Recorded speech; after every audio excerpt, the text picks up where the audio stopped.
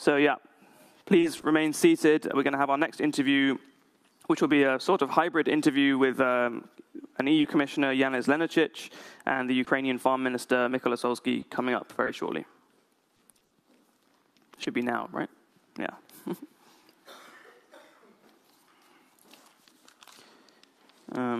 Maybe we should explain how it's going to work. I mean, yeah? Yeah, so it's going to be a little bit complicated because, well, firstly, both of our interviewees are joining online, and also Mykola Solskyi, the Ukrainian minister, prefers to speak with an interpreter, so it's going to be a little bit laborious. I'm going to basically ask him a question in English, it will then be translated to him. Yeah, that's how, and then it will come back to us in English eventually. So we'll mostly focus on talking to Mr. Solskyi for the beginning part, and then just to make it easier, and then we'll turn fully to Janez Lenarčič after that.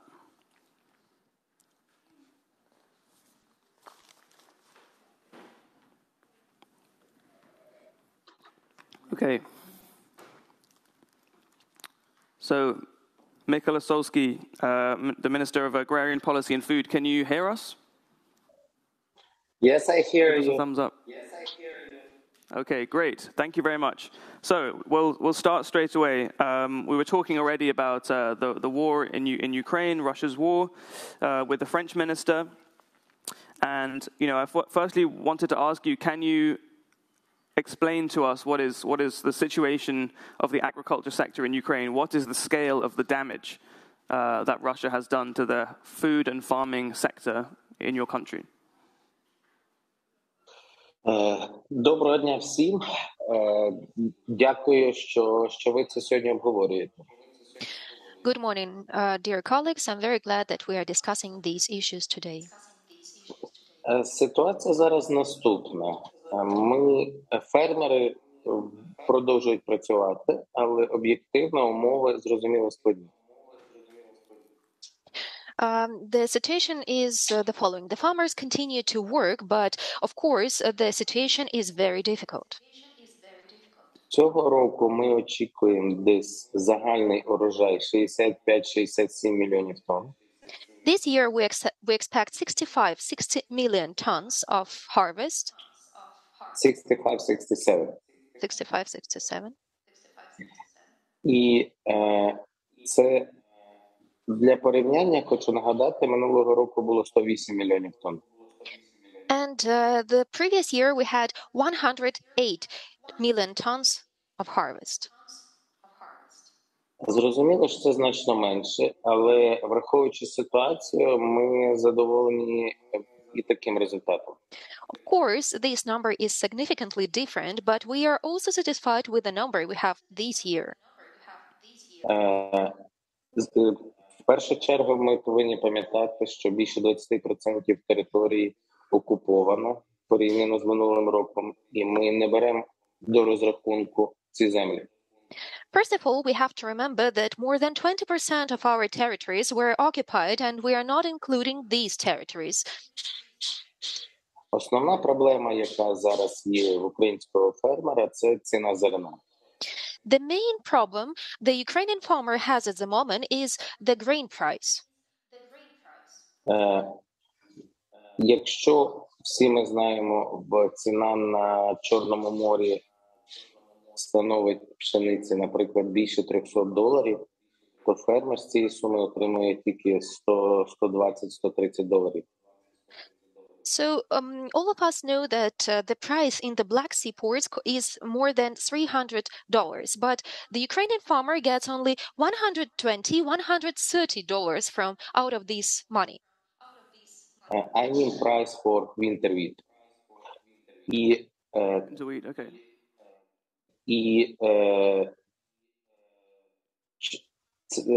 Це сталося тому, через закриття українських портів логістика є дуже дорога. And that was caused by the blocking of the Ukrainian ports, seaports. І логістика, Аліса, будь ласка, слово в слово, стала дуже дорога. And the logistics became very expensive. Навіть з відкриттям портів ситуація, звичайно, покращується, але на це потрібен час. even with the ports being unblocked, the situation is improving, but we still need time. Разом з тим це спричиняє інші проблеми, що фермери дуже сильно зменшують посів озимих культур. And with all of these, it causes another problems. The farmers start to sow less winter grains. Especially winter wheat and winter barley.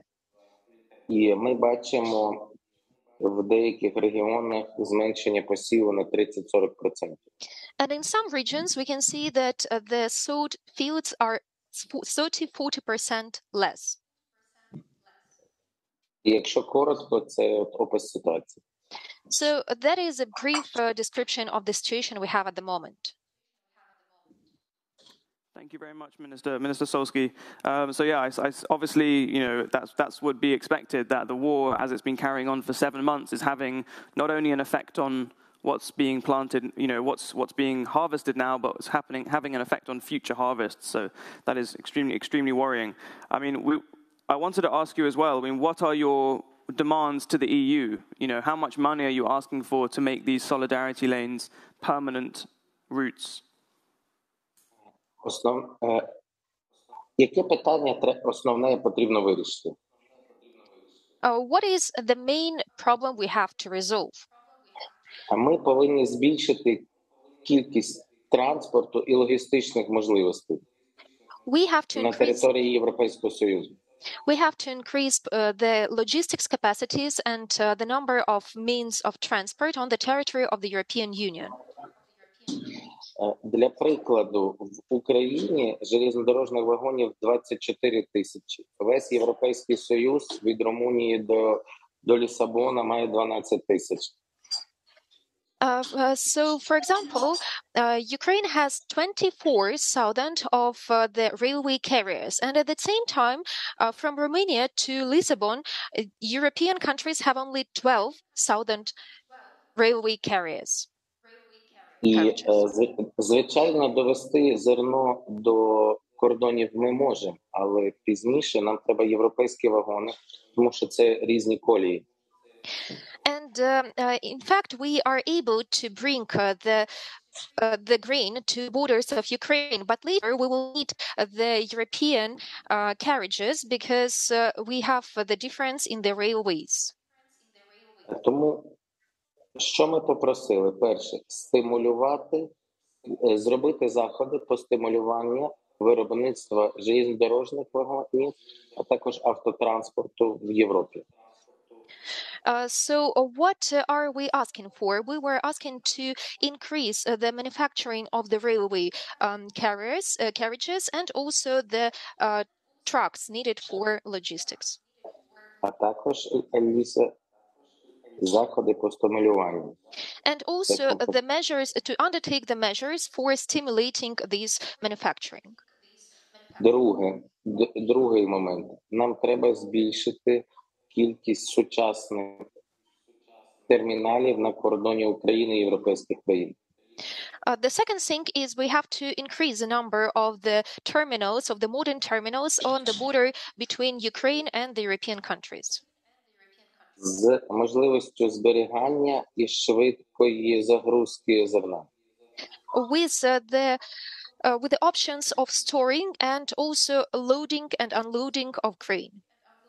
Швидкої, Аліса, загрузки і вигрузки of the fast loading and unloading systems. Таких терміналів, на нашу думку, необхідно не менше 5 штук, а вартість кожного $25-30 мільйонів. And according to our estimations, we need at least 5 these kind of terminals with approximate cost of 25,000 euros. 25 million euros. Each.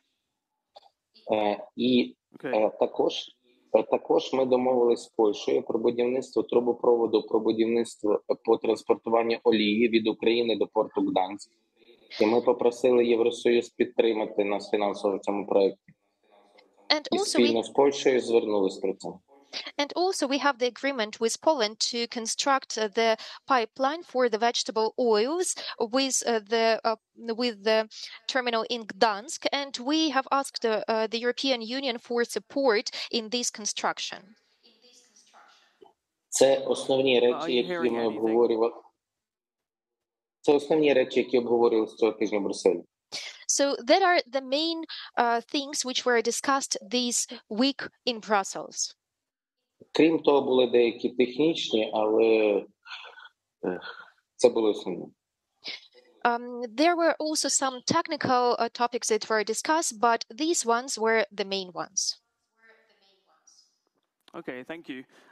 But I mean, you've been discussing this with these same questions for about 7 months now with the EU.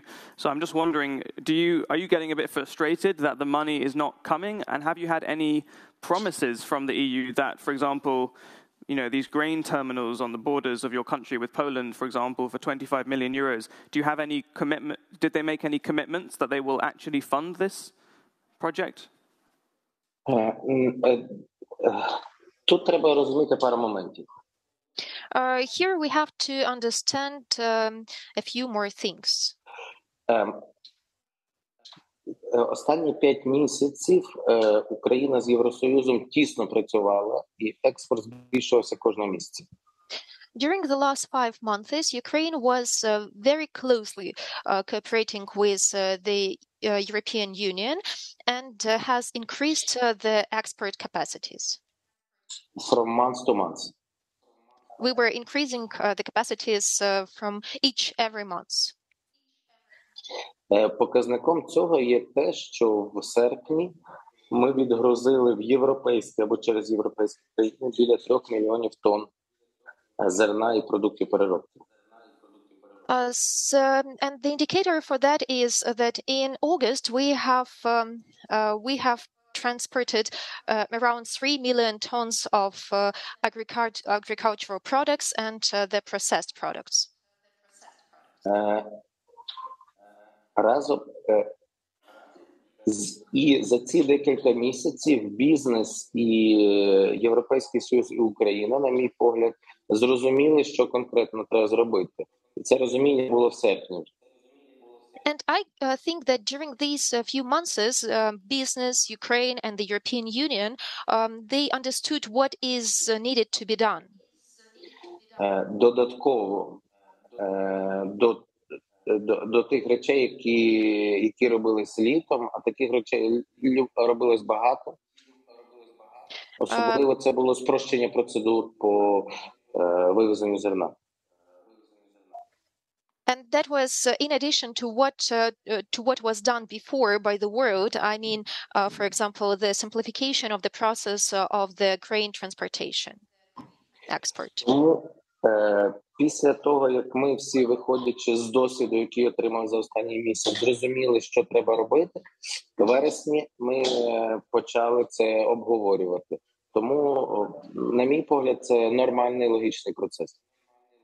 So after all of us understood what we have to do, we understood what is our experience in August.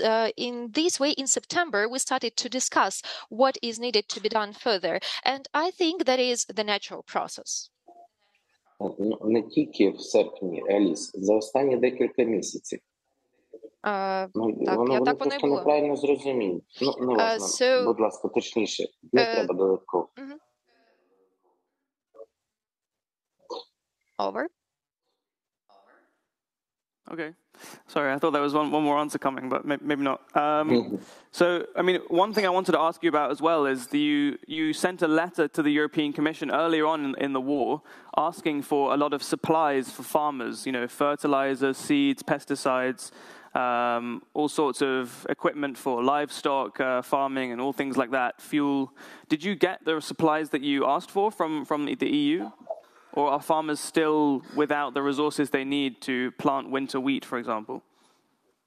Ми отримали, зрозуміло, що так була підтримка.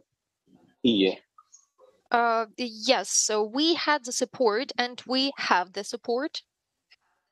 Перша підтримка була, це 50 мільйонів євро, які ми це пряма дотація для найменших фермерів. The first support was 15 million euros, and that was the direct support to the farmers. Яку ми якраз цього місяця починаємо роздавати. And these months we are starting to distribute this support. Друга підтримка була це Німеччина разом з Канадою і Японією виділили кошти на закупівлю одноразового зберігання, тому що нам це потрібно цього року. The second type of support we received was when Germany, Canada, and Japan have supported the program for the procurement of the one-time storage for grain, single storage grain. Because we need it this year, of course. Разом ми обговорюємо і інші програми підтримки. Разом з тим, основне, що є і що ми просимо, це збільшення логістичних можливостей. We are also discussing the other programs for support programs, but the main thing we're asking for is to increase the logistic capacities. Основна потреба українського фермера – це мати можливість за нормальну ціну продати своє зерно. Це насправді, напевно, все, що йому потрібно зараз. The main problem the Ukrainian farmer has at the moment is how to sell his wheat on the fair price, and that is probably the only problem the farmer has at the moment. Not only wheat, corn, soybean, and sunflower as well, of course. Okay. Sorry about that. I just want to ask you one last question because I know your time is limited and we also have to speak to the European Commissioner now. Just to talk about the Black Sea arrangement, the Black Sea agreement. There's 1 month left. Do you think, what is your assessment of whether you think it's going to be extended? What are the chances? 5 out of 10? 1 out of 10? Do you think Putin's going to not renew it? Дивіться, дуже важко говорити про шанси на продовження. Ми всі можемо обговорювати шанси на продовження чогось, коли ми розуміємо, що за столом розумні, адекватні люди. It's very hard to discuss the chances. You're always able to discuss these kind of opportunities, this kind of chances, when you're talking to the normal mentally health person. Оскільки в даному питанні це не так, тому дуже важко щось планувати. And as in this situation, it's not like that. It is very difficult to plan anything. Зрозуміло, що ми активно цим займаємося, як Україна, а також ООН цим займається. Of course, we are working very intensively on this question as well as the United Nations. І наскільки мені відомо, Туреччина також, звичайно, займається цим питанням. And as far as I know, the Republic of Turkey is also working on this issue. І ці сторони зацікавлені в продовженні цієї угоди дуже сильно. And all of these stakeholders are very interested in resolving this problem. Ну, як насправді весь світ, As well однієї країни. As well as the whole world is interested in this country, except for one country. В будь-якому випадку, я думаю, що розуміння, чи це буде щодо продовження угоди, буде, скажімо так, хвилювання будуть до останнього моменту його можливості, до його терміну підписання, а це кінець листопада.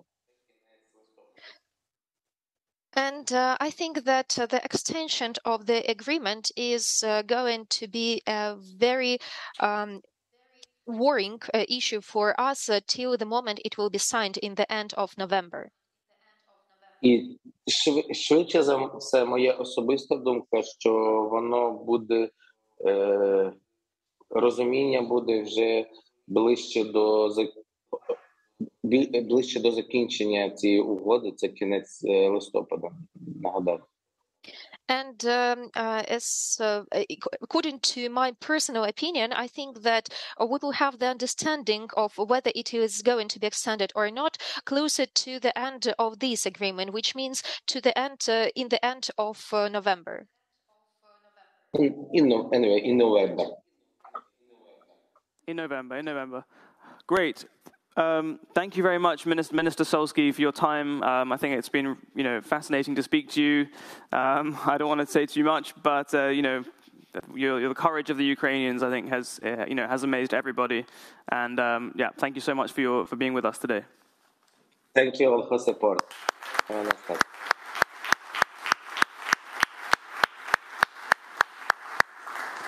Okay, let's move swiftly on to our next interviewee, Janez Lenarčič. I hope he's online, and sorry for making you wait a little bit there. There you are, Commissioner. Welcome, Janez Lenarčič, the EU Commissioner for Crisis Management. Let's get straight in. If you can hear me. Yes, I can. Good morning. Can you hear me? Yes. Good morning. Great. So, I mean, it's great to have you with us as well, because you really have a global overview of the situation, and not just, how what happens in the ports of Ukraine affects the rest of the world, and you've been, in charge of that in that top team in Brussels, really overseeing where does this humanitarian funding go. So why don't you tell us a little bit about the EU's response? I mean, you just you just decided where the 600 million pot of money to Africa, Caribbean and Pacific nations would go individually, to which country. So why don't you tell us a bit about how you decided to divvy up that money, and about where, how did you see the food crisis developing in those parts of the world? Well, first of all, the food crisis is one of the direct consequences of the Russia's war against Ukraine, for various reasons. First of all, because Ukraine has been one of the biggest suppliers of food products, agricultural products to the global market. And of course, these supplies were affected in many ways. First of all, by military activities, which hampered farming on large parts of Ukraine. Second, by blockade of the Ukrainian Black Sea ports, which have been traditionally the main export route. More than 90% of Ukrainian grains and other agricultural products were exported via Black Sea ports, which were either under blockade or occupied by Russians, and the Black Sea as such was a war zone, so all exports were blocked. We tried to alleviate this from the start. First, we introduced the so-called solidarity lanes, of which you already spoke, and I think that since the challenges were enormous, the lack of rolling stock, the procedures at borders, logistical issues, terminals, and so on. I think that we have made enormous progress. By now, more than 10 million agricultural exports from Ukraine went to the world market through the solidarity lanes. At the same time, we have strongly supported the efforts by the United Nations that tried to broker the Black Sea grain agreement to resume exports through the Ukrainian Black Sea ports, which have so far resulted in more than 4 million tons of Ukrainian agricultural products coming to the world market. So we have supported this from the beginning. We have been in touch with the United Nations, and we strongly believe this has to continue. The impact is already visible on the global food prices. Namely, these prices have come down. They are not yet at the level before the Russian invasion, but they have been going down since our efforts and the efforts by the United Nations, Turkey and others. So this problem of food prices has now become smaller. But it's still there. And it's there also for some other reasons, like climate change, which has affected certain regions of Africa and some other places very harshly. So we still have to deal with the global food security issues, and that's why already in June the Commission adopted a Team Europe Team Europe meaning the Commission plus member states working together. Team Europe Global Food Security Response. We have mobilized additional funding, including what you just mentioned. Most recently, we have mobilized 600 million of decommitted funds from European Development Fund. And this will go partly for humanitarian aid and partly for development aid. Namely, for us, it's important that we proceed on both tracks. First track is, of course, to alleviate suffering, to provide people with the food so that they can survive. But at the same time, one also has to address the root causes and provide the mid and long-term solutions. And for that, we also have development funding.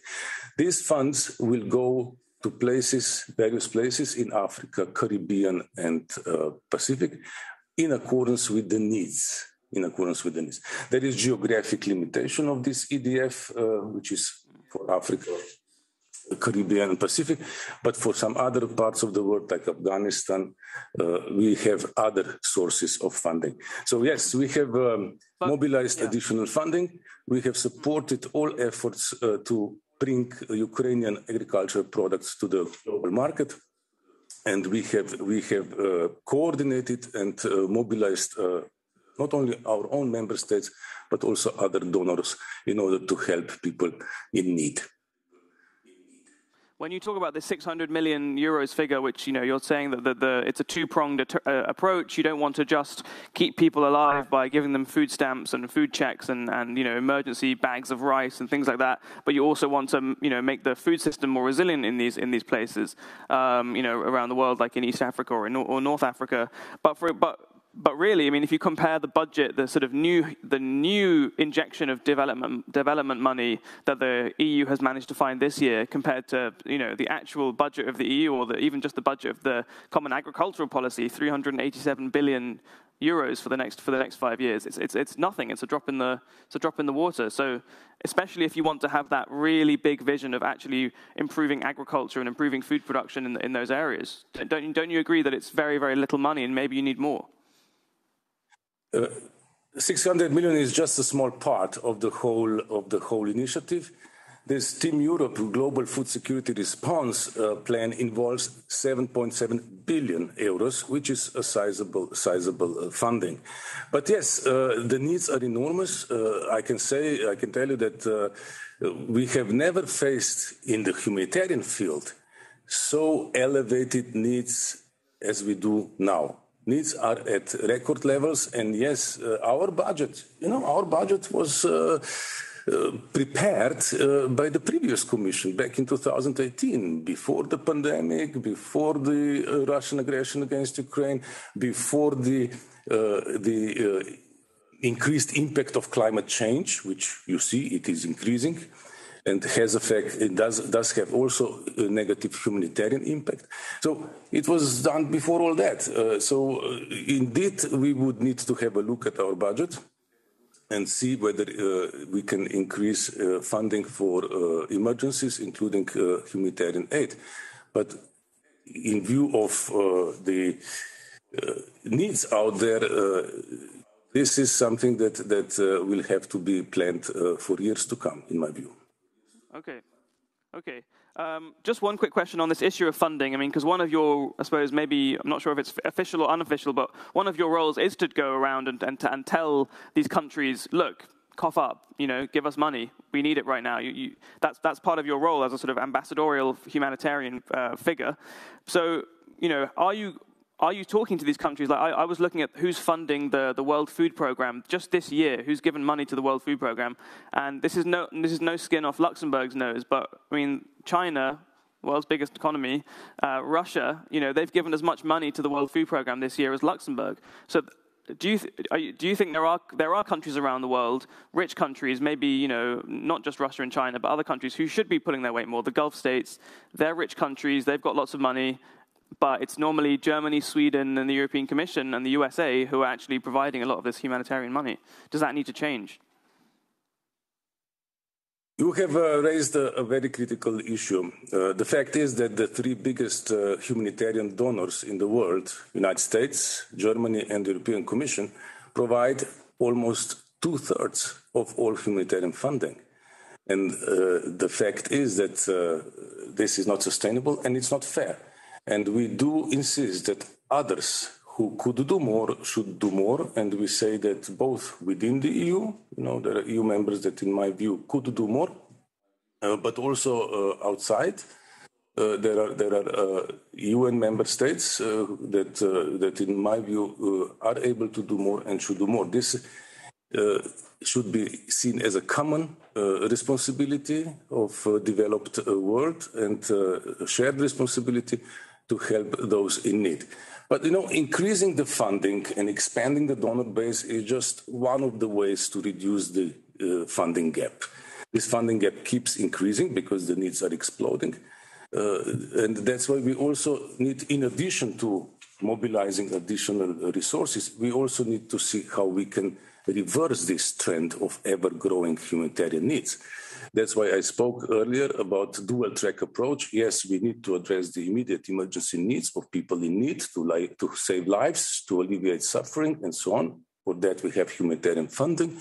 But we also need to look at the root causes of humanitarian crisis around the world. And these root causes are mostly linked to conflicts, but also and ever more frequently to climate change, which means we need to invest more in peacemaking, and we need to invest more in development and strengthening resilience. This is also one way of reducing this funding gap by reducing the needs.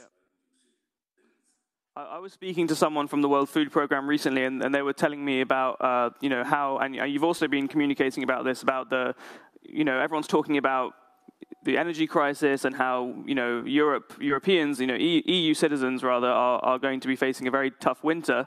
But of course, the situation for Ukrainians, this person was telling me, 2.2 million Ukrainians are living within 30 kilometers of the front line. So, it's a kind of a two-pronged question I want to ask you. I mean, just how awful is this winter going to be for Ukrainians, and what is the EU going to do to help them? But in terms of food security, in terms of energy and heating their homes, but also, is there a risk that while we are distracted in this part of Europe, we maybe EU citizens could maybe start caring less about the war? And do you think that could be, worrying, a worrying development in terms of solidarity for Ukraine and support against Putin's war of aggression? For the time being, the solidarity of European Union member states with Ukraine has been remarkable. If I only look at our civil protection mechanism, we are now running the largest and longest ever civil protection operation in support of Ukraine. It began already in February, so it's now more than 7 months in operation, and through it almost 70,000 tons of in-kind assistance went to Ukraine, donated by EU member states. Food, medicines, medical equipment, fire engines, ambulances, agricultural items like fertilizers, fuel, and similar things like seeds. And this continues, and we are calling now on additional mobilization in view of the upcoming winter. This winter will be very harsh for Ukrainians in particular. A lot of infrastructure has been damaged and destroyed. There will be shortage of heating. There will be shortages of other things. But in particular, we are worried about the need to provide additional shelter, winterized shelter for people in Ukraine. We have been working very hard on this since spring, and we already are now dispatching the first winterized temporary housing units to parts of Ukraine, and we do hope that this support will continue to be coming to Ukraine. I am confident that the solidarity of European Union member states and the European citizens with Ukraine will continue, in spite of the fact that, yes, we also are facing a difficult winter within European Union at the same time. Okay. I think we're already slightly over time, so I just have to thank you, Commissioner Lenarčič, for being with us. It's been really interesting talking about what the EU is doing, you know, in Ukraine, in the EU, outside the EU, on other continents, and you know, I think everyone here has found it really, really fascinating. So thank you so much. Thank you.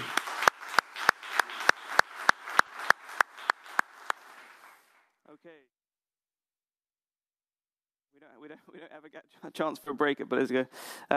We are moving on to it's a very interesting panel discussion it's called A Recipe for Food Sovereignty. So it's kind of wrapping up some of the themes we've already been talking about.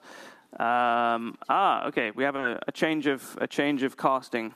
But so I'll just tell you who the panelists are. I think one of them is with us in Paris today. Maybe he'll join us on stage in a second, or maybe two.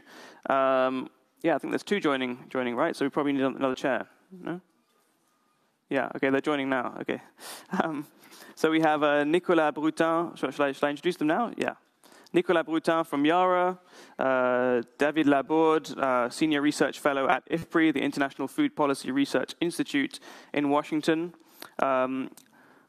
Oh yeah, we need more chairs. Bring in the reinforcements. I can stand, you know, if that makes it easier. Michael Scannell, Deputy Director General of DG Agri of the European Commission, and a late change, we have Martin Hlavacek, Renew Europe MEP from the Czech Republic, and he'll be joining us online.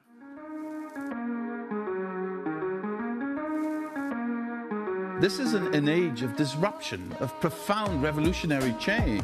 What we're really asking ministers is to empower the ambassadors. The only thing that you really push forth is the truth. You don't see many women represented when it comes to the decisions as to how to handle the pandemic.